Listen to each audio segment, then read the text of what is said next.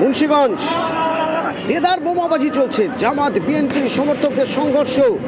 এই অবস্থায় মানুষ ভোট দিতে যাবেন কিভাবে?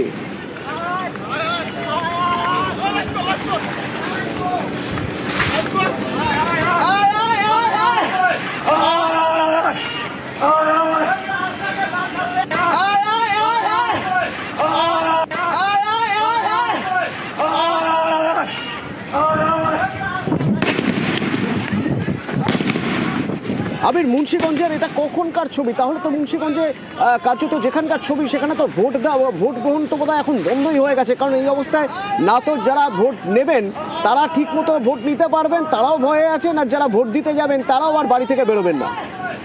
গতকাল থেকেই জায়গাতে বারবার ধরে গন্ডগোল হচ্ছিল এবং একাধিক রাজনৈতিক দল, বিশেষত আওয়ামী লীগের তরফ থেকে যেভাবে ছবিগুলোকেও বিভিন্ন জায়গায় পোস্ট করা হচ্ছে, তারা উল্লেখ করেছিলেন যে বারবার ধরে বিভিন্ন ভাবে প্রশাসনের সঙ্গে যোগাযোগ রাখার চেষ্টা করা হয়েছিল, যদিও তারা সেই ধরনের কোনো ঘটনাকে গুরুত্ব দেয়নি।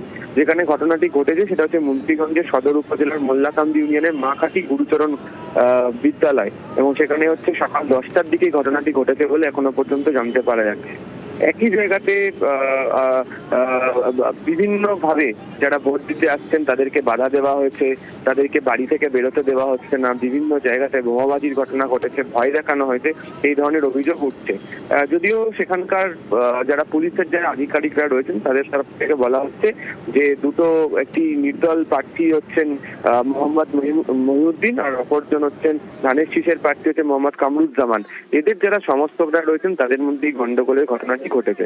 তবে শুধু এই সমস্ত নয়, একাধিক জায়গা থেকেই বাংলাদেশের ইতিমধ্যে অভিযোগ আসতে শুরু করেছে, এবং মূলত হচ্ছে যে জামাত ইসলামের বিরুদ্ধে ছাপ্পা ভোটের অভিযোগ, রিগিং করার অভিযোগ, এই সমস্ত করা হচ্ছে। এবং বলা হচ্ছে যে বহু জায়গাতে প্রিজাইডিং অফিসার যারা রয়েছেন তাদেরকে ভয় দেখানো হচ্ছে, ফাঁকা পাতা তাদেরকে দিয়ে সই করিয়ে নেওয়া হচ্ছে, ভোটের ফলে সই করিয়ে নেওয়া হচ্ছে। ফলে সব মিলিয়ে নির্বাচনের সময় পুরোপুরিভাবে এই অশান্তি এবং রিগিং এর অভিযোগ আনছেন জামাত বিরোধী যারা রয়েছেন তারা। ধন্যবাদ আবির। এবং সুষ্ঠু অবাধ ভোট করিয়ে দেশে স্থায়ী সরকার, দেশে স্থিতিশীল সরকার আনার জন্য যে ভোট, সেই ভোটের সকাল থেকেই দেখা যাচ্ছে বিভিন্ন জায়গা থেকে ছাপ্পা ভোটের অভিযোগ আসছে, বোমাবাজির অভিযোগ আসছে।